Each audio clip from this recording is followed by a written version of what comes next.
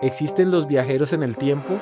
¿Pudieron venir del futuro personas a nuestro pasado y enseñaron cosas y dejaron extraños objetos? ¿Existió una civilización más poderosa que la nuestra? ¿Una segunda humanidad que fue destruida en algún cataclismo como el diluvio? ¿Tenemos objetos que lo prueban? El mecanismo de Antichitera, una cabeza romana que está o fue encontrada dentro de una pirámide en Toluca, en México, y también cosas asombrosas como un elemento que nunca se quema. De todo eso vamos a ver hoy en Más Allá.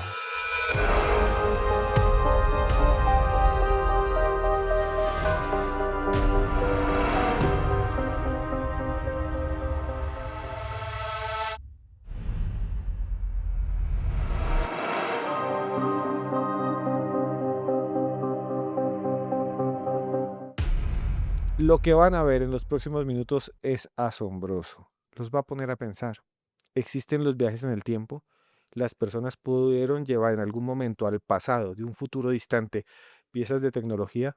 ¿O las culturas antiguas tenían conocimientos que se perdieron? ¿Existió una cultura madre? ¿Existió de alguna manera ciencia?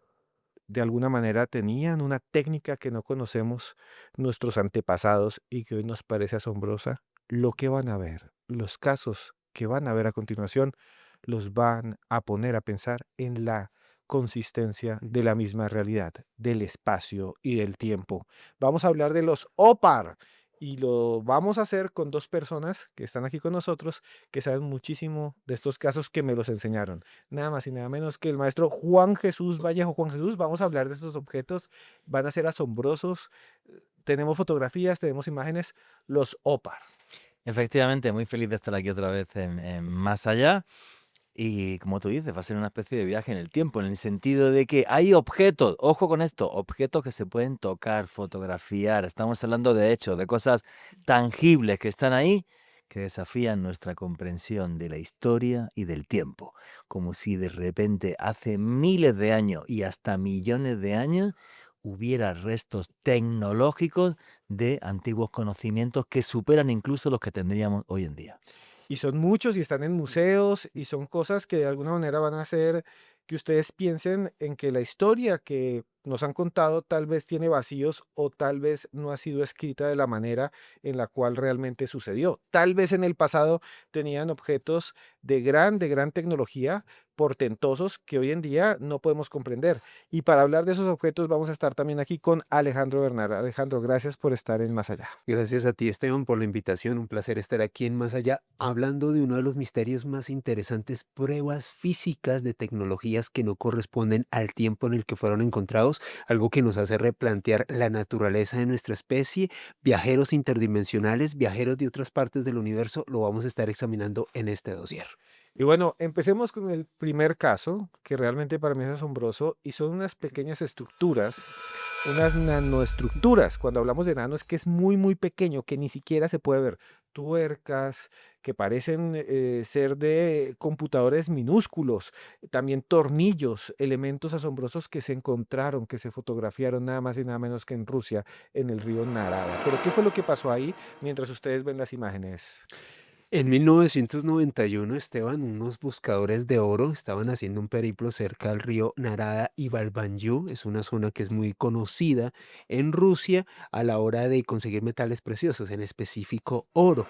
Resulta que los buscadores, mientras hacían esta labor, encontraron como una especie de tuercas, mecanismos muy pequeños. No le prestaron mucha atención este material porque pues no eran de oro. Este material pasó a ser examinado por otra serie de científicos, hasta que de repente un experto de la Academia Ciencia de Rusia comienza a examinarlos y se percata de algo muy extraño. Esta especie de mecanismos muy pequeños, como tú muy bien lo definían, fueron encontrados en un sustrato del suelo que data entre 20.000 y 300.000 años de antigüedad. ¿Qué hacían una especie de pequeñas bobinas o tuercas, por así denominarlo, de hace 20.000 o 300.000 años? Comenzaron a investigarlos en esta Academia Ciencia de Rusia, a someterle una serie de experimentos en laboratorio para mirar su composición, y estaban hechos de molibdeno y tungsteno, dos metales que no se dan de forma natural. De repente los científicos rusos comenzaron a examinar este material y de acuerdo a sus pesquisas, a los papers, porque hay documentos e informes oficiales de científicos rusos que establecen que encontraron una serie de pequeños artefactos que serían de un origen no natural. Hay una inteligencia detrás de ellos. De hecho, uno de estos artículos se publicó en su momento para un diario anglosajón muy importante, el Epoch Times, donde estaban estos científicos rusos, no solamente hablando de esta extraña aleación tuxteno y molibdeno en estos aparatos y planteando una hipótesis, Esteban, Juan Jesús y espectadores. Es como si estas pequeñas bobinas, como si estos pequeños artefactos hicieran parte de una máquina más grande. Ahora tú como antropólogo me dirás, ¿qué máquina compleja con esa aleación de molibdeno y tuxteno existía hace 20.000 o 300.000 años? Es muy difícil saberlo y nos obliga a reescribir la historia. Sí, y hay algo que yo estaba pensando acá. ¿Se imaginan que hubiera un gran cataclismo en donde usted está? Que todo quedara, digamos, atrapado por piedras, por tierra. ¿Qué pasaría? ¿Qué encontrarían dentro de unos 1000, 2000 años? Ni siquiera sus huesos, de pronto las manecillas de su reloj de metal. De resto, toda su ropa, todo lo demás habría sido carcomido por el tiempo. ¿Qué son esas extrañas tuercas? ¿Qué son esos extraños tornillos, miniatura, encontrados en un río de Rusia? Pero es que no es uno, son una gran cantidad de pequeños objetos encontrados en el lecho de un río, que muchos, como dice Alejandro, se sitúan miles de años atrás. ¿Qué había ahí? No sé qué pensar de esto, Juan Jesús. ¿Qué piensa usted de estos encuentros, de lo que pasa en el río Narada y de otras cosas más? A ver, el tema del río Narada es muy único y muy extraño, precisamente porque aparecen estos objetos que son muy pequeñitos. Miden el máximo, el mayor mide 3 centímetros y otros simplemente miden milésimas de milímetro incluso. Son muy pequeñitos, solo se pueden ver por el microscopio. El caso es que lo que aparece efectivamente son unas espirales, una especie de tuercas, como si una máquina mucho mayor se hubiera roto y hubieran quedado este tipo de restos, pero hay que pensar, por ejemplo, que el molibdeno solamente se funde a más de 2000 grados de temperatura. El que hiciera eso a nivel microscópico, fundiendo un metal a más de 2000 grados, tenía una tecnología muy compleja. Y es curioso porque el molibdeno se utiliza a nivel industrial, por ejemplo, para endurecer el acero, para hacer piezas de una resistencia prácticamente absurda, ¿vale? Entonces, ¿quién hace entre 20.000 y 300.000 años era capaz de fundir a más de 2000 grados haciendo objetos microscópicos de una dureza fuera de lo normal? ¿Y para qué? Fue una nave de otro mundo que se desintegró, como la que pudo caer en Siberia a comienzos del siglo pasado y acabó con un montón de hectáreas, miles de hectáreas de bosque en Tunguska. Fue otra cosa, no lo sabemos, pero es realmente algo, es un ópar, un objeto fuera de tiempo, fuera de lugar, muy único en el mundo, no hay nada comparable. Y además, no es uno, son una gran cantidad de objetos, Sí, son son muchísimos, muchísimos, son son Sí, sí, muchísimos. muchísimos. muchísimo. Incluso se dice que todavía mucha gente va y excava y mira en un microscopio y dice, uy, encontré otro. Y es que rizando más al rizo, Esteban Johannes Fivat, quien era este científico soviético quien estuvo abandonando estas investigaciones por parte de la Academia de Ciencias de Rusia, el hombre que estuvo realizando el peritaje, la investigación de estos objetos microscópicos en Helsinki y en otras partes de Europa, fallece en extrañas circunstancias en 1999. Desde entonces en el ámbito de la conspiración se establece, ¿será que a alguien le interesaba que Fivat no siguiera avanzando en este trabajo, algo que nos hubiese obligado a reescribir la historia? Como muy bien lo decía Juan Jesús, artefactos muy pequeños pero claramente artificiales. La naturaleza no puede producir el tuxteno de esa manera. ¿Qué secreto se llevó Fibak a la tumba? ¿Será que se lo sacaron del medio o simplemente una muerte fortuita? Juanje, ahí recuerdo a Javier Sierra, que Javier Sierra ha escrito varios libros y él decía que podía haber existido otra humanidad antes de la nuestra. Sí, Una civilización madre, decía él. Y sí. lo que encontramos son estos pequeños objetos fuera de lugar que serían lo que quedó de esa gran civilización que incluso pudo tener más tecnología que la nuestra, pero que desapareció por una crisis climática o por un conflicto o algo le A sucedió? nivel geológico está demostrado lo que se llama el Dryas reciente, en torno a hace unos 12.000 años, 12, 14.000, no se puede saber exactamente, el nivel del mar subió 125 metros.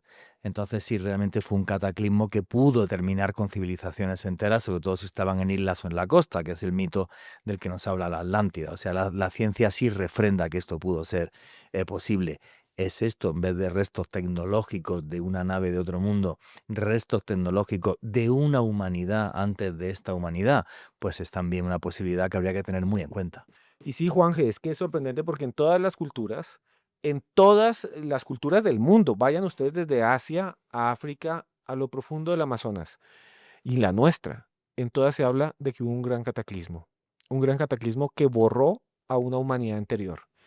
Nosotros le llamamos el diluvio universal, pero en otras culturas se habla del renacer, de la destrucción de otro tipo de ver el mundo de civilizaciones avanzadas, y entonces, como bien decía Juan Jesús, está la Atlántida, está Lemuria, está incluso hay mitos de que todavía sobreviven ciudades secretas escondidas en el centro de la Tierra como Agartha, que serían los sobrevivientes de gente que vivió en la superficie, antiguas civilizaciones madre que desaparecieron y que ya no tenemos esa tecnología y que volvieron a arrancar. Y recuerdo, por ejemplo, que a los mayas les pasó, los mayas tenían tecnología avanzada y cuando llegó la conquista española, lo que encontraron eran grupos que ya no vivían en ciudades, las ciudades estaban en ruinas, ellos ni siquiera sabían a veces quién las había construido porque la civilización colapsó. ¿Pudo haber pasado esto a una escala global? Y bueno, hay una esfera que se encontró Alejandro, que no sé nombrarla bien porque creo que está en alemán. Klesdorp, sí. Sí, la esfera de Klersdorf. Esferas son varias. Esferas. Esferas de Klersdorf, que son varias. Cuéntanos de qué se trata esto porque realmente es asombroso. Esta historia es sorprendente, Esteban, y nos lleva a 1960. Unos mineros estaban extrayendo unos materiales preciosos en Sudáfrica cuando de repente encuentran unas esferas de pirita que estaban pulidas, que tenían unas líneas horizontales, es decir, tenían un trabajo dentro de sí. Pero lo más curioso es que encuentran estas esferas con estas características muy especiales en un estrato de limonita de ese terreno de 2.800 millones de años.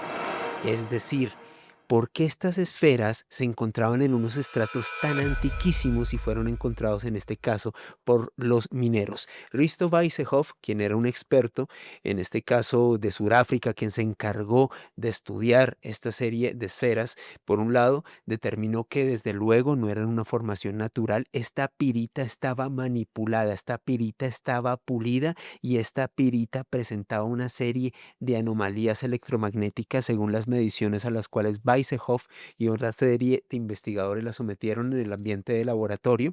Y lo más loco es que cuando llevan estas esferas de pirita Esteban Juanje y espectadores a un museo allá en Sudáfrica, lo que dice el cuidador, el conservador del museo, es que sentía una sensación muy anómala cuando estaba cerca de esas esferas. Es como si tuviera una serie de cambios repentinos de ánimo, sentirse a veces eufórico, sentirse a veces muy triste, como si estas esferas tuviesen alguna especie de afectación en la psique de la persona que se acerca a ellas. Y lo más loco de esto, encontradas en un sustrato de 2.800 millones de años, Esteban, es algo absolutamente loco y pone la historia de cabeza. Claro, porque nos vamos en el tiempo muy atrás, donde ni siquiera existían los mamíferos. O sea, es una cosa que diría que hubo una tecnología aquí sobre nuestro planeta o hay unas esferas que alguien construyó que debió haber muerto antes de que el primer ser humano haya pisado la Tierra según nuestra datación. Juan Jesús, es que son descubrimientos increíbles. Lo que nos pone encima de la mesa es el ópar más antiguo de todos los que hay. O sea, 2.800 millones de años es una cifra que es hasta ridícula, es Sí. absurda. Pero ese es el estrato geológico donde se encontraron. ¿Por qué? Porque era una mina de diamantes donde están excavando muy, muy abajo, porque el carbono con muchísima presión puede construir, perdón, y hacer diamantes. Y lo que sucede aquí es que efectivamente, geológicamente se han encontrado esferas similares en alguna otra parte del mundo, no. Lo más extraño además de estas esferas es que tienen un surco o dos o tres de forma paralela en el centro. No son muy grandes, tienen apenas los máximos 10 centímetros, ¿vale? Son una cosita así. Dentro ya de, porque se ha intentado silenciar mucho esto, ¿vale? Y es incómodo incluso para los científicos, sobre todo los surafricanos, odian este tema. Como las llevaron a un museo, se comenta, por ejemplo, que una noche uno de los cuidadores estaba allí y una de las esferas estaba Las girando, se buscaba. estaba moviendo sola y el tipo se aterró y lo comentó y demás. Y luego también los científicos abrieron una de las esferas a ver qué es lo que había adentro y comentan que había como una especie de espuma que al contacto con el aire desapareció. Entonces, han sido todo un montón de controversias en torno a estas esferas que, repito, son el ópar más antiguo que hay. 2.800 millones de años, no había ni mamíferos en la Tierra.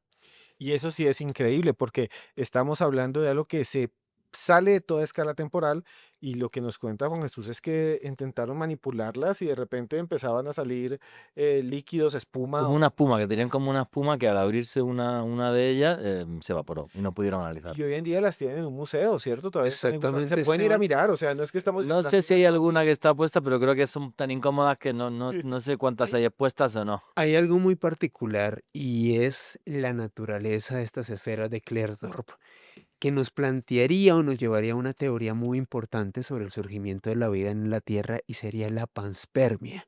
La panspermia lo que nos dice es que la vida llegó a nuestro planeta a través de asteroides o bólidos que trajeron los elementos moleculares de la vida y suscitaron, en este caso, digamos, el componente químico para que surgiera la vida tal y como la conocemos en la Tierra.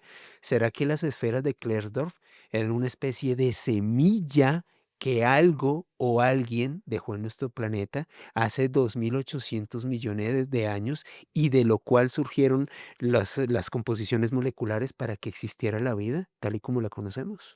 Son muchas preguntas, los objetos existen, hay explicaciones de gente escéptica que dice ellos mismos la hicieron o es una piedra o es natural, pero sí que tienen como una especie de manufactura, ¿no? Como si tiene una especie de líneas alrededor, como ha sido Juan Jesús.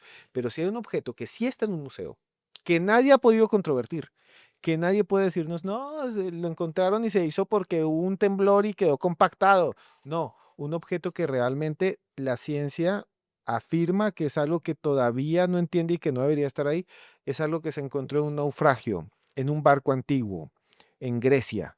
Los buzos, submarinistas, arqueólogos bajaron y empezaron a ver que había algo en el fondo que era extraño, lo recuperaron y se dieron cuenta que tenía una especie de polea y tenía una especie de rueda dentada y empezaron a manipularla y dijeron, esto es del tiempo de los antiguos griegos, esto es algo que no comprendemos, parece un computador.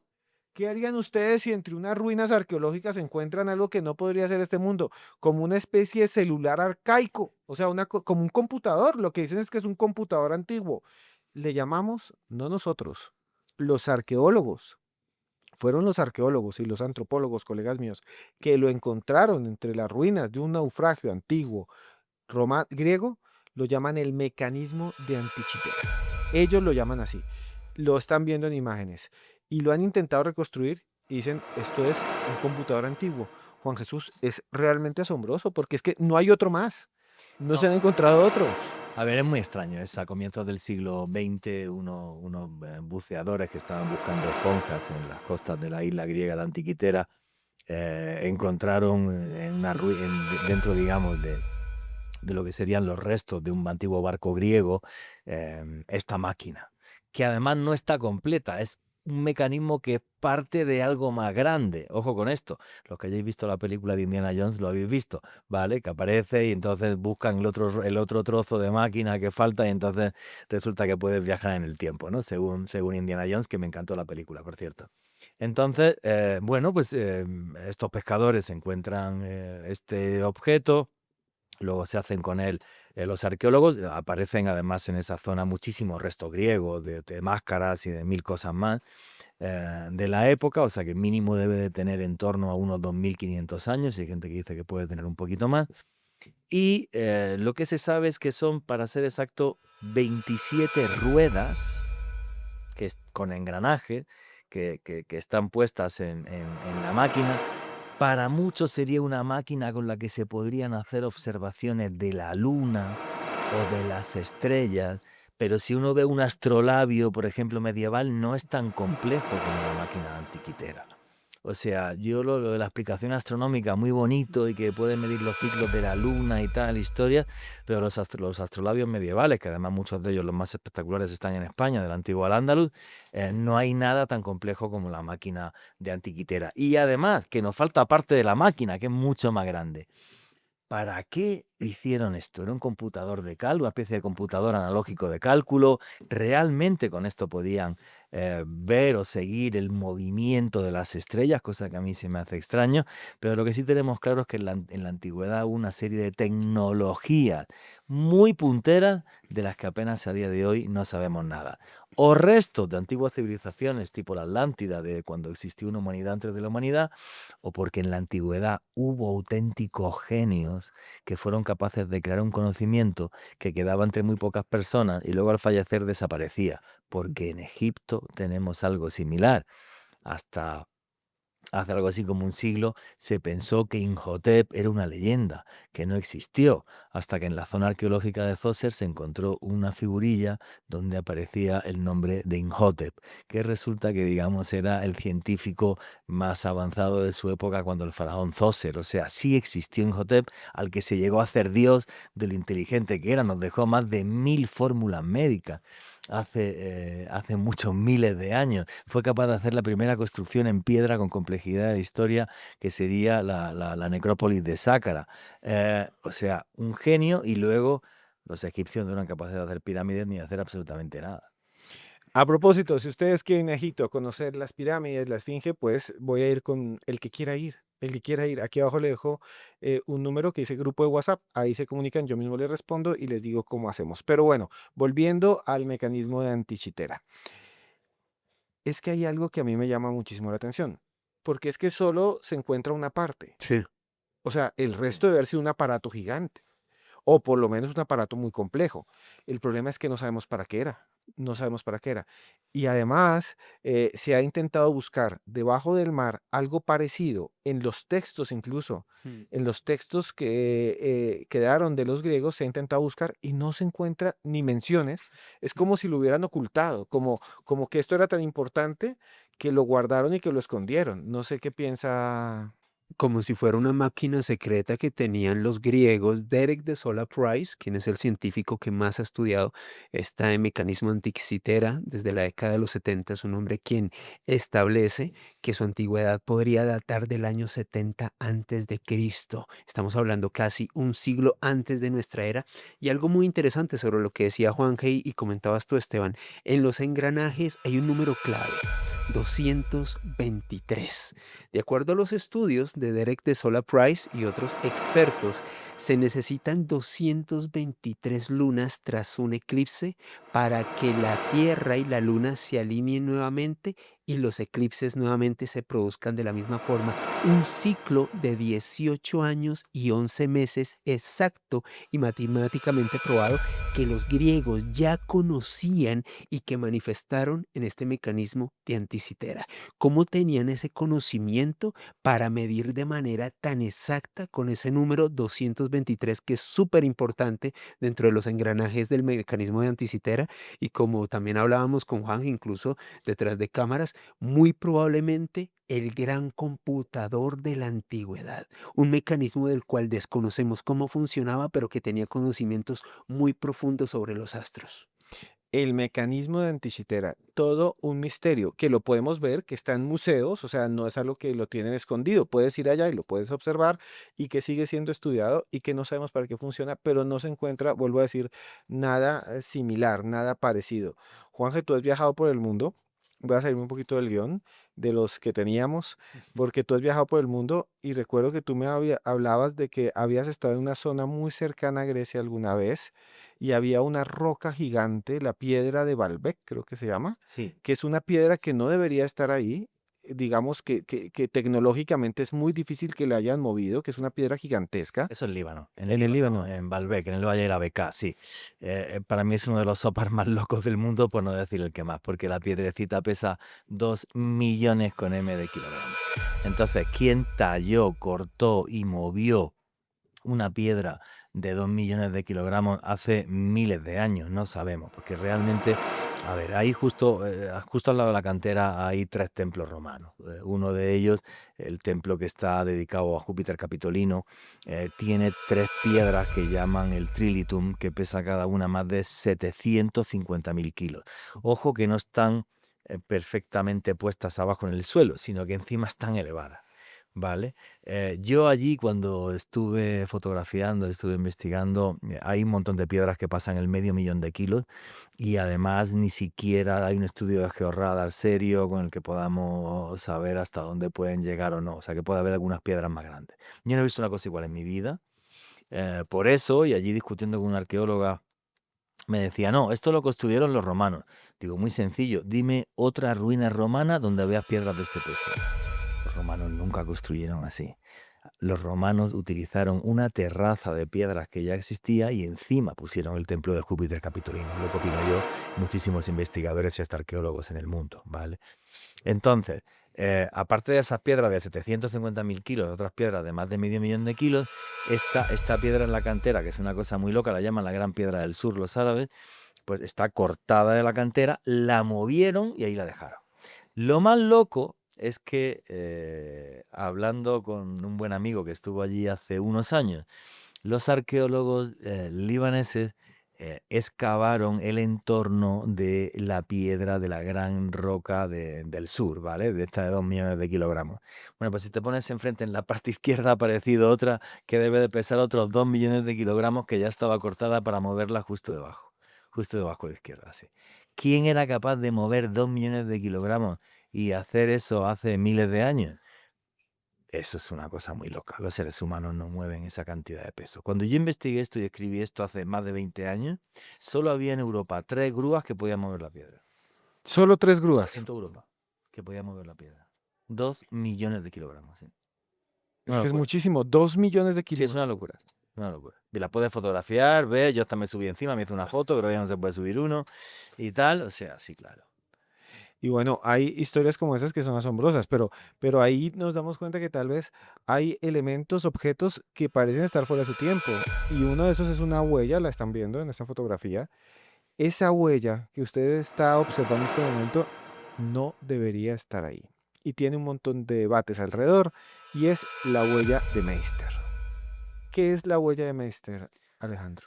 Esteban, en 1968, William Meister, un colega tuyo, un antropólogo, estaba haciendo unas investigaciones en Antelope Spring, en Utah, en los Estados Unidos, en unos sustratos de suelo, cuando de repente encontró la huella de una sandalia de aproximadamente 60 centímetros de longitud que tenía unos trilobites pegados a la misma. Esto es muy extraño. Es muy loco, sí. Eso es muy Es demente. que o sea, pisó un trilobite, sí, sí. sí, muy demente. Y esto, de hecho, suscitó un debate entre creacionistas y adeptos de la ciencia en los Estados Unidos a mediados del siglo pasado, porque Wilhelm Meister y otros miembros del equipo científico que lo acompañaron desenterraron otras huellas, encontraron otras huellas también con trilobites, y lo que ellos afirmaban es que con esta prueba fidedigna se desmontaba la teoría de la evolución y le daría aval al creacionismo como principal teoría del origen de la humanidad.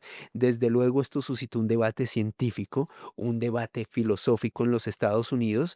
Si nos ponemos a analizar la huella, Esteban, Juanje y espectadores, un trilobite eran seres que existían hace 320 millones de Antes de los años. dinosaurios. O sea, Sí, mucho antes. ¿Qué posibilidad había de que un homínido que hubiese creado sandalias hubiese pisado a Con un tacón. con tacón hace más de 320 millones de años? Algo que literalmente nos obliga a replantearnos quiénes somos. Y muchos dicen que lo que pasa es que es una pareidolia, ¿no? Que es que eran dos sustratos, quedaron presionados y que tomó la forma de un zapato con tacón. Y son únicos en el mundo. Son únicos en el mundo. En todos los estratos geológicos del mundo no ha aparecido nada similar, solamente estos en Utah, en Antelope Spring.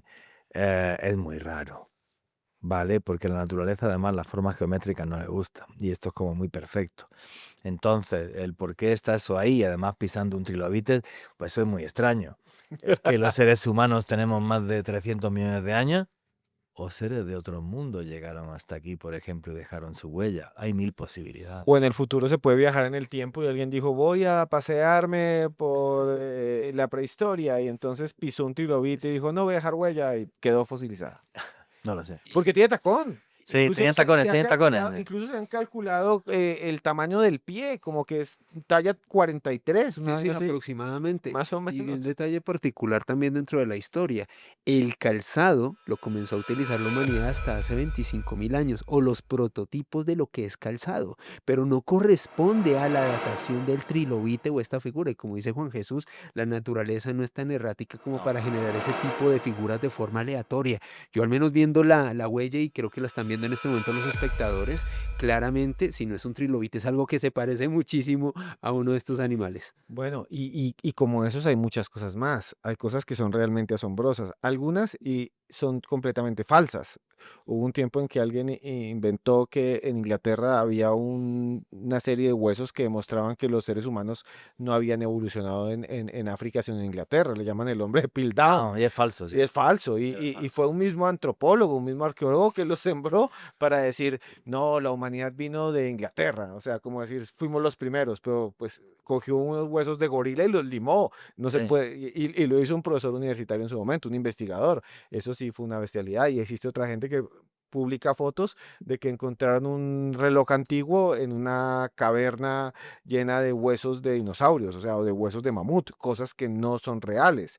Pero sí hay objetos que rompen toda lógica, Juanje y Alejandro, y uno de esos es un lente que se encontró, no hay varios además, un lente que se encontró que se dice que podía ser un arma, que cogían la luz y con eso atacaban a los enemigos. El famoso lente de Ninrup. ¿Se imaginan ustedes tener como una especie de tubo con un lente o de pronto nuestros antepasados tenían telescopios, porque también podrían funcionar como un telescopio para ver el cosmos, ver las estrellas? Y luego tal vez las religiones, el oscurantismo, los prejuicios hicieron que esa tecnología desapareciera.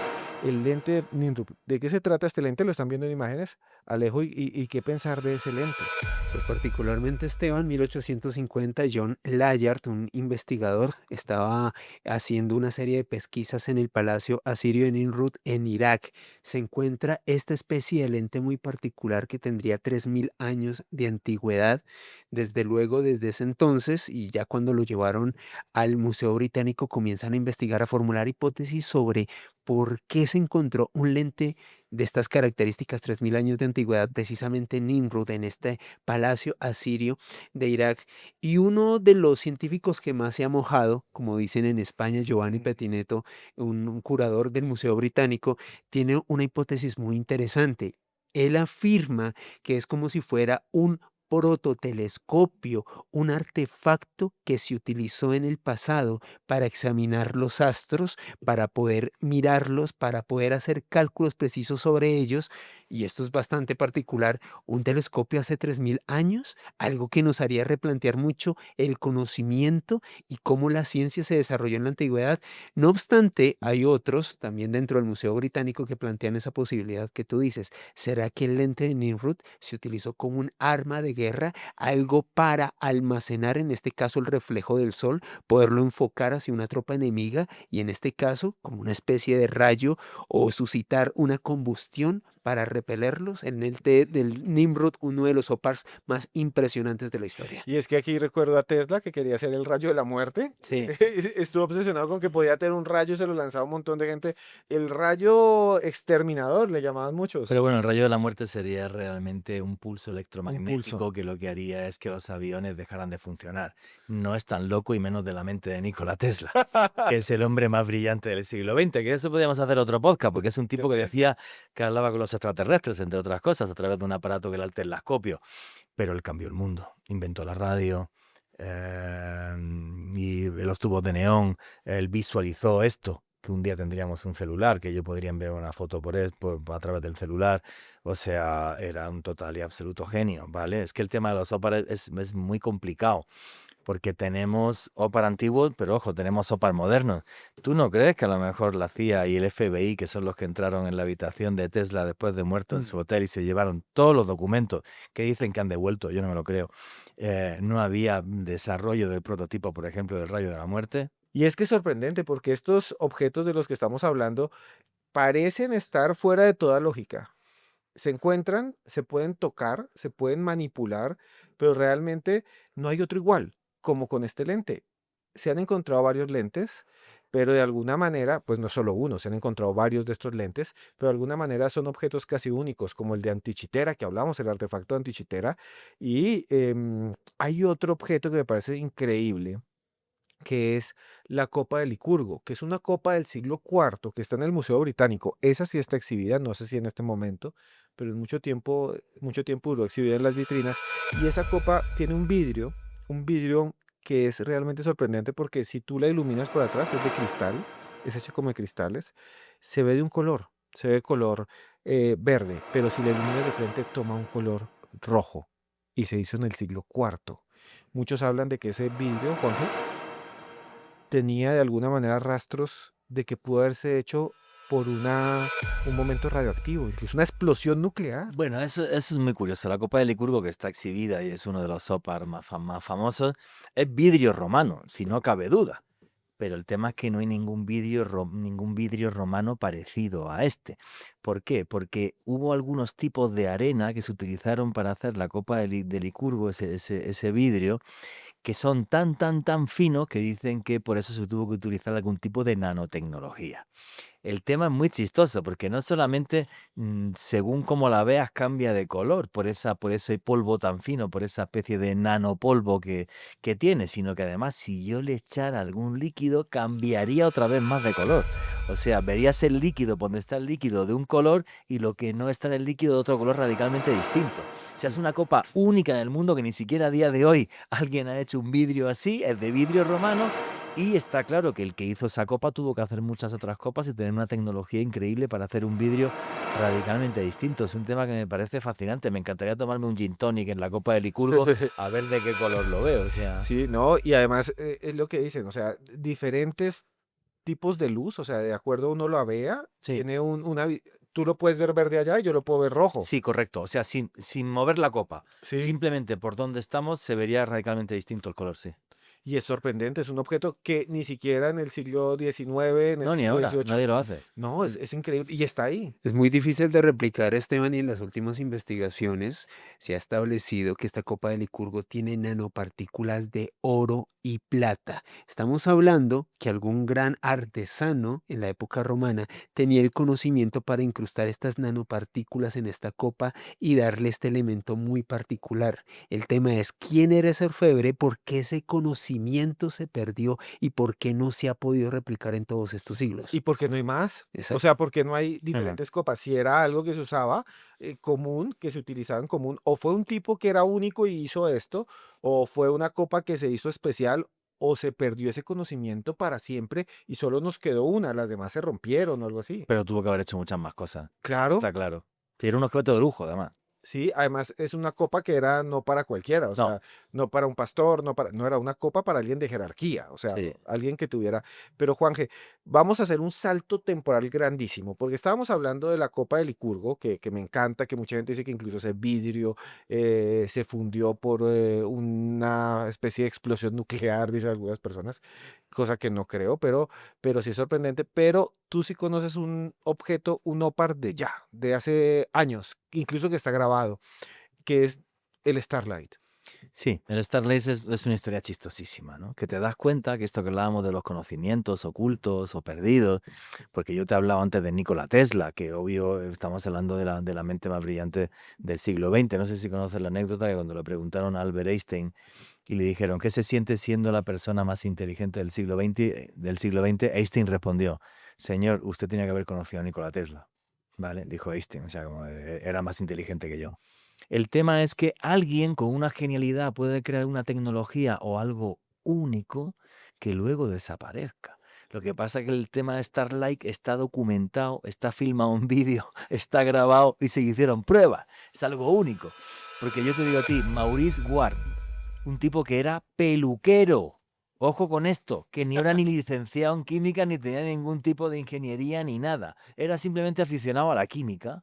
Pues este tipo hizo un polímero, una pasta plástica, y con esto envolvía un huevo, con esta pasta plástica. Fue un día un programa de la BBC y efectivamente le ponían un soplete al huevo pasando los 1000 grados de temperatura, cascabas el huevo y el huevo estaba perfecto.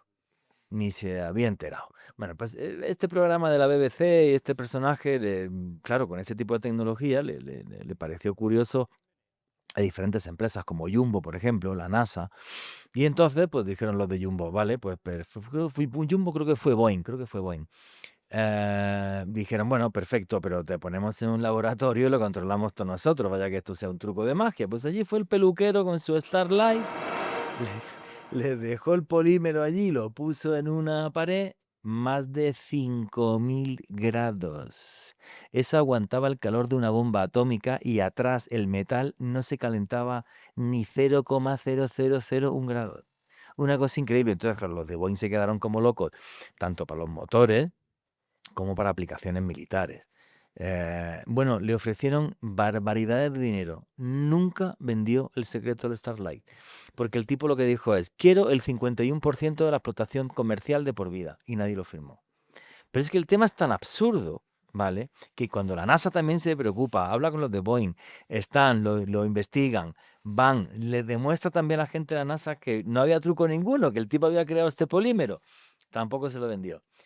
La mujer y la hija que lo tienen que estar odiando y tienen que ir todos los días a escupir a su tumba, porque el tipo fue tan rácano que no dejó ni muestras del Starlight ni la fórmula. Se lo llevó a la tumba y se murió y no lo vendió.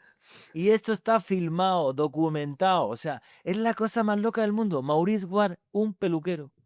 Juanje, y es que es asombroso porque era un material que le podías colocar todo el fuego del mundo y no le pasa nada. No pasaba el calor.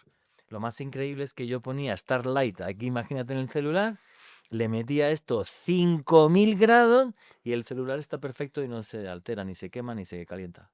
Y está grabado. Sí, está grabado. Se presentó en público. Sí, Sí, en la BBC, en varios reportajes Sí. que principalmente fueron publicados a inicios de la década de los 90 por parte de la producción de la BBC, salía Maurice Ward, como decía Juanje, ponían un soplete en un huevo recubierto por este Starlight, el huevo estaba absolutamente intacto y ya te imaginarás el interés que tenía la NASA y otras agencias de investigación espacial para utilizar ese material en pro de la exploración del espacio, porque podía tener muchas aplicaciones científicas.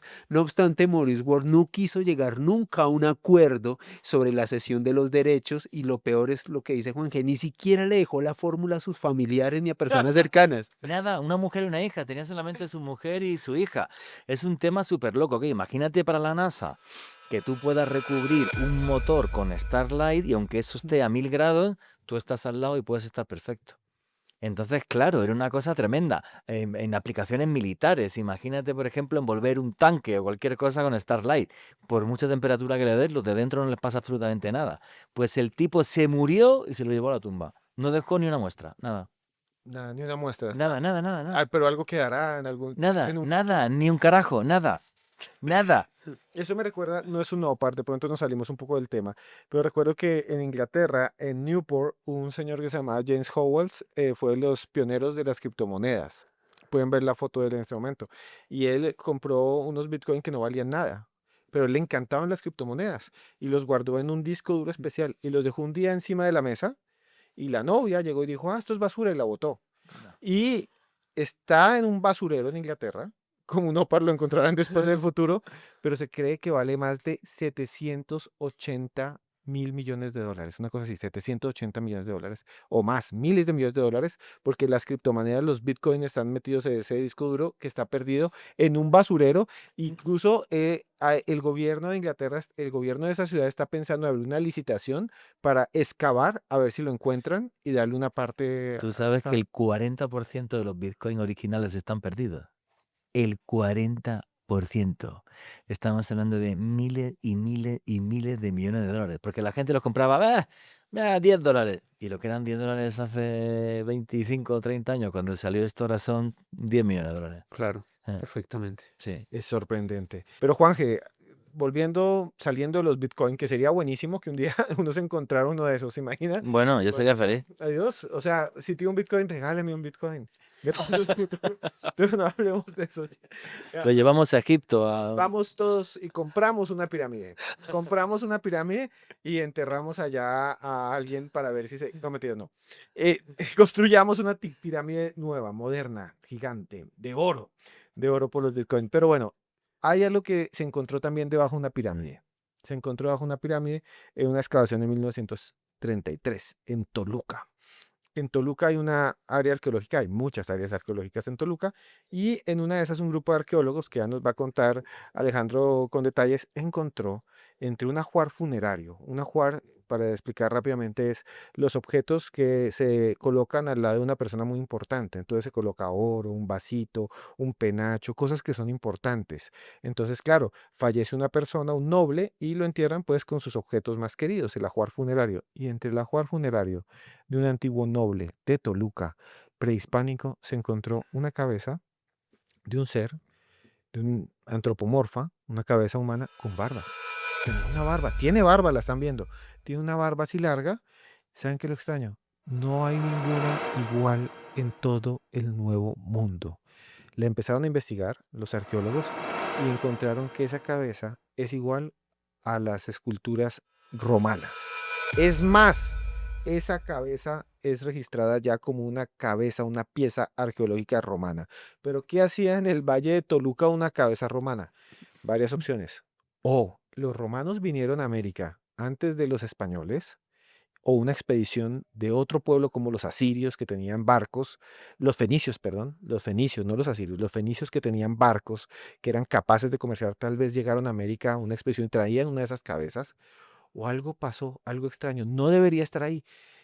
¿Qué hablamos de esa cabeza tan impresionante, Alejandro? La cabeza De Kasich. de Kasich, sí, es que es difícil de pronunciar, perdón a mis amigos mexicanos, la cabeza. Uno de los OPAR más impresionantes, me atrevería a decir que del último siglo, Esteban José García Pavón era el arqueólogo que estaba liderando las excavaciones en 1933 y como tú muy bien lo decías, estaba explorando ese ajuar, se encuentra esa cabeza con esas características tan europeas, tan diferentes al aspecto físico de los pueblos mesoamericanos y Cristo Romeo Ristov, un experto de Europa en el año 2001, comienza a someter esta cabeza a una serie de estudios con una serie de importantes expertos en México y otras partes de esta parte del continente, esta parte del mundo de América.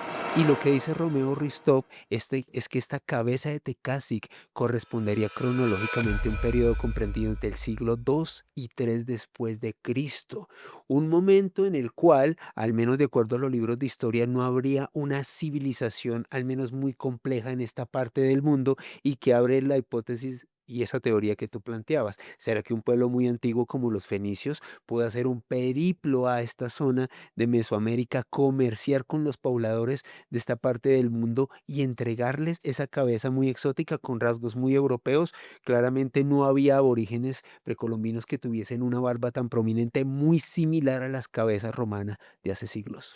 Y sí, Juanje, y es que sí tenían la tecnología de algunos pueblos antiguos de Europa para poder llegar a América antes. Lo hicieron los vikingos, lo sabemos, muchos Sí. años antes. Bueno, los vikingos se sabe que llegaron seguro a la península del Labrador 5 siglos antes de que Colón llegara a América. No solamente eso, descubrieron Islandia y descubrieron Groenlandia. Y además en Canadá, en L'Anson Meadows, están las ruinas de esas casas vikingas que son además patrimonio de la humanidad por la UNESCO. O sea, eso no hay duda arqueológica alguna. El tema es, ¿Fueron los vikingos los primeros y después Cristóbal Colón o no? ¿O realmente pudieron llegar aquí los romanos? ¿O pudieron llegar los egipcios? ¿O pudieron llegar los fenicios? Porque, por ejemplo, aquí en Colombia, en la Sierra de la Macarena, hay inscripciones en hebreo. También hay cosas muy extrañas. Entonces, sí, ¿por qué no, por ejemplo, algunos de esos navegantes, después de alguna tormenta o alguna cosa así, hubieran podido llegar hasta América? Fíjate, y te pongo un ejemplo muy claro. El lugar más difícil del mundo al que llegar por mar es la isla de Pascua.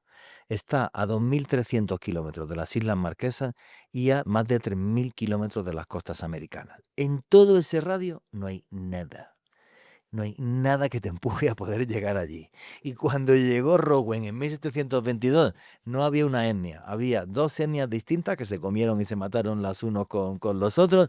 Unos eran maoríes, los otros no. Ni siquiera eran maoríes. No se sabe si dice que pudieran ser incluso antiguos egipcios. Entonces, sí tenemos esas crónicas de esas expediciones enormes que se hicieron y alguna de esas expediciones pudo traer consigo una cabeza romana que intercambió como un objeto de lujo, ¿vale? Sí, claro, porque además estaba en poder de alguien poderoso. O sea, es La como tumba de un rey. un objeto suntuoso. Sí, sí. ¿Y qué es lo que sucede? Bueno, ¿cuáles son las teorías? O es eso, o es, y esta teoría me parece que es más demente, que es la teoría racionalista, que alguien compró esa cabeza en Europa o la trajo y la trajo en barco ilegalmente y la enterró ahí para hacerle una broma a los arqueólogos. ¿En No, eso es serio? ¿No? absurdo. Es lo que Sí, dicen. sí, Es la teoría racional, es que alguien se fue hasta una excavación romana, trajo una cabeza y la metió para hacerle una broma a ese arqueólogo porque lo odiaba. Porque lo odiaba y para que cayera mal. No me lo creo, no me lo creo. sí, no, es una hipótesis muy traída de los cabellos. Esteban, hay un experto de la Universidad de México, de la UNAM, Paul Schmidt, quien de hecho plantea una teoría muy exótica. Él dice que esta cabeza pudo haber sido traída por barcos chinos o por barcos bereber a esta parte del mundo, incluso abriendo más el espectro de culturas que pudieron haber llegado a Mesoamérica, haber hecho este intercambio de productos de lujo, esta cabeza romana y una cabeza muy exótica. Y lo que sustenta Paul Schmidt es que seguramente a los pobladores de este punto, de lo que hoy en día conocemos como México, les parecía muy extraña y muy particular una cabeza con esos rasgos con barba, una cabeza muy única. Porque ellos no tenían barba, eran Ese- barba y lampiño. Luego, curioso, porque por ejemplo, por el tema de la ruta de la seda, no recuerdo ahora mismo el monasterio, el templo japonés, hay un templo japonés que tiene objetos romanos. O sea, llegaban desde Roma hasta Japón. Lo que pasa que no es un enigma arqueológico tan enorme en el sentido de que se sabe que estaban conectados por la ruta de la seda. Entonces llegaban cosas de Roma, llegaban hasta China hace miles de años y de China hasta allá llegaba la seda. La púrpura, por ejemplo, que se hacía en el actual Líbano, la antigua Fenicia, llegaba también hasta China. O sea, esa ruta sí, o sea, podía llegar una cabeza romana desde China hasta México, sí, sí podía. Y lo voy a complementar con esta otra historia. Vean esta imagen en pantalla. Lo que están viendo es una moneda de plata que está datada del reinado de Olaf Kyrre, que era el rey de Noruega en el año 1067 después de Cristo. Pues bien, en 1957, concretamente en agosto, un hombre llamado Goy Milgren estaba caminando en Maine, en un sitio que se llama Goddard, y el tipo empezó a revolver la tierra y encontró en un cementerio indígena que a él le gustaba sacar objetos, había vasijas, un lugar prehispánico, encontró esa moneda. Hoy en día lo conocemos como el penique de Maine. Sí. Y es una moneda que no debería estar ahí porque está 500 años antes de la llegada de los españoles. ¿Qué hacía una moneda noruega, vikinga, 500 años antes de los españoles en un basurero, en un basurero de un grupo indígena? Es otro objeto que nos pone a pensar que la historia que nos han contado no es realmente ajustada a estas evidencias. Tal cual, Esteban, pero es un hecho histórico que los vikingos fueron los primeros que llegaron a América, la península del Labrador, en lo que hoy en día conocemos como Canadá. Así que no es descartable del todo que quizás otras embarcaciones nórdicas hayan podido llegar a otras partes del continente y quizás ese penique de Maine del cual tú nos hablas pudo haber llegado en esta especie de intercambio y este periplo de estos viajeros del norte de Europa. Y es que hay una cosa que me parece interesante con este objeto, y es que sustentaría la idea de que sí vinieron y sí había intercambios, no eran dos mundos separados como nos quisieron contar, sí hubo intercambios pequeños. Es más, Juan Jesús sabe muy bien esta historia y quisiera preguntarle, cuando los vikingos llegaron a América, no sabemos qué pasó, pero hay unas sagas, la saga de Eric el Rojo y otras sagas importantes que son la forma como los vikingos narraban sus historias, donde ellos cuentan que habían llegado a un mundo extraño, donde tomaban una especie de vino, Vinland, la tierra del vino, Sí, sí. y que allí se encontraron con unas criaturas, unos hombres que llevaban unas pieles que gritaban y que lucharon contra ellos o algo Los así. escraelingos, los hombres que gritan, significaba en su idioma, sí. Ellos llegan a morir en una prueba genética ahora que brutal respecto a lo que estás contando. A ver, no solamente en las sagas está escrito entre los siglos XII y XIV, se escriben las historias del tiempo de los héroes, que es como se llamaban, ¿no? Y entonces había un tipo que era Eric el Rojo, que era un personaje bastante particular, porque él llega a Groenlandia y es el que le llama a Groenlandia Tierra Verde, cuando aquello de Tierra Verde no tiene nada sino que es puro hielo. Lo hizo para engañar a la gente, que hubiera más gente que llegase a Groenlandia. En Groenlandia, que es la isla más grande del mundo a día de hoy, creo que viven 25.000 personas, algo así, de lo difícil que es la vida. Sí, claro, viven en Nanook, al sur y tal, y es muy fastidioso. Bueno, el tema es que su hijo, Leif Erikson, pasó hasta Canadá, llegó hasta la península del Labrador y pues vio una tierra magnífica en la que se asentó durante un tiempo, y él comentaba que había unos hombres que él llamaba escraelingos, que los pone como una gente muy molestosa que no paraba para tirarle flechas y gritaba, y estaba básicamente hasta la mismísima, no voy a decir que, de estos escraelingos, ¿no? Luego las excavaciones que demuestran que realmente estuvo en la península del Labrador, y el error arqueológico era porque Em, los arqueólogos decían, no puede haber una tierra que se haga vino tan al norte en Canadá, no hay uva de forma natural. Y es que los vikingos hacían vino de grosella. Y sí había grosella de forma natural silvestre en la península, y la sigue habiendo en la península del Labrador. Con lo cual hacer vino de grosella era pues tremendamente fácil, ¿no? De ahí lo de la tierra de Vinland o lo de la tierra del vino. Lo que ha pasado, y esto de hace pocos meses, se hicieron unos estudios genéticos con la población islandesa, que no es tan enorme, creo que son 300.000 o algo así, personas que viven en Islandia, y hubo una prueba genética que les dejó locos, porque hubo una señora que le sacaron ADN aborigen norteamericano. No, como si hubiera habido no Sí, solo contacto hacia allá, sino hacia acá. sino que esa señora, que es islandesa de toda la vida, descendiente de vikingos, resulta que uno de sus ancestros tuvo relaciones con personas aborígenes norteamericanas. O sea, se llegaron a mezclar. Y se devolvieron, porque si ella Sí, está ahí, se devolvieron, se o devolvieron. sea, no solamente como que llegaron y tuvieron hijos, no, volvieron. O sea, Volvieron, volvieron. hubo intercambio, no solo de aquí para allá, sino de allá para acá. Volvieron a Islandia, sí. Es realmente Y nunca lo contaron porque no le dieron importancia, porque no fue una tierra que le dieran posibilidades. No parece que bordearan el continente, o sí, porque ese penique de Maine significaría que sí bordearon el continente. Lo quisieron guardar como un secreto de Estado, como un gran secreto para no compartirlo, y ahí se olvidó. Y chao, como pasó con el Starlight, se murió Maurice Guari y se acabó, o Nikola Tesla con el rayo de la muerte. Y es así. Pero también habría otras pruebas arqueológicas que nos dirían que América se guardó como un gran secreto de Estado. El mapa de Piri Reis, Claro. el mapa del comandante de navío Piri Reis turco, un mapa que solamente tenemos la mitad del mapa, que es un planiferio realmente, que apareció en el Palacio de Topkapi, y que describía, y que no describía, perdón, dibujaba las costas de América antes de que nadie las hubiera cartografiado. O, por ejemplo, aparecían animales exóticos en torno al río Amazonas y demás también dibujados. Aparecía la cordillera de los Andes mucho antes de que los españoles descubriesen la cordillera de los Andes. Y ese mapa lo consideran también secreto de Sí, Estado. claro, lo tenían los sultanes turcos, los sultanes otomanos, sí, claro. Alguna vez fui al Palacio de Topkapi.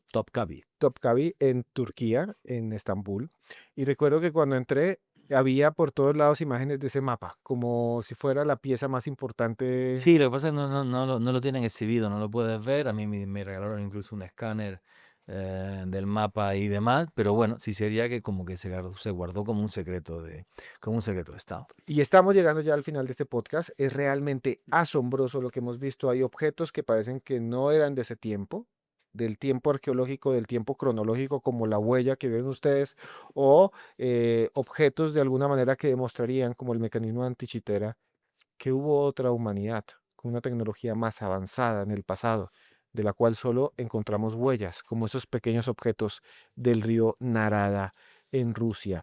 Pero estamos llegando ya al final de este podcast. Alejandro, ¿cuál es tu conclusión de todo lo que hemos visto el día de hoy, de todos esos objetos que están viendo allí?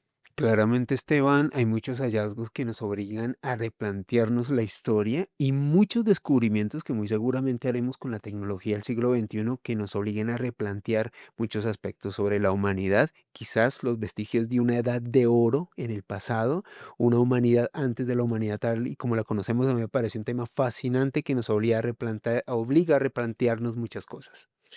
Y bueno, ¿dónde encuentran tu podcast? ¿Dónde pueden seguirte?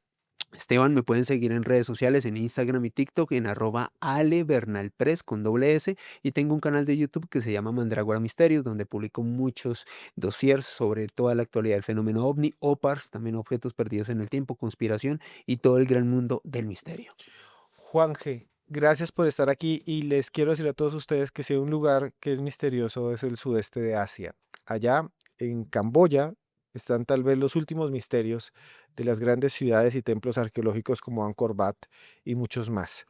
Y Juanje, tú estás planeando ir allá a hacer una expedición. Cuéntanos un poco de eso porque yo sí. Bueno, más que una expedición es un viaje de lujo, es en hoteles de lujo. Parece. Mis viajes son bastante así, son para disfrutar de unas vacaciones y descubrir un mundo mágico. Es un viaje que es del 22 de marzo al 5 de abril del año que viene, del año 2026, englobando lo que es la Semana Santa.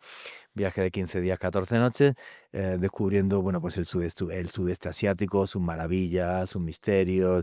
Puedes ir a Bangkok a ver, por ejemplo, el Wat Arun, el Templo del Amanecer, que es de los lugares más espectaculares del mundo, navegar por los canales de Bangkok, caminar con elefantes por la selva en Chiang Mai.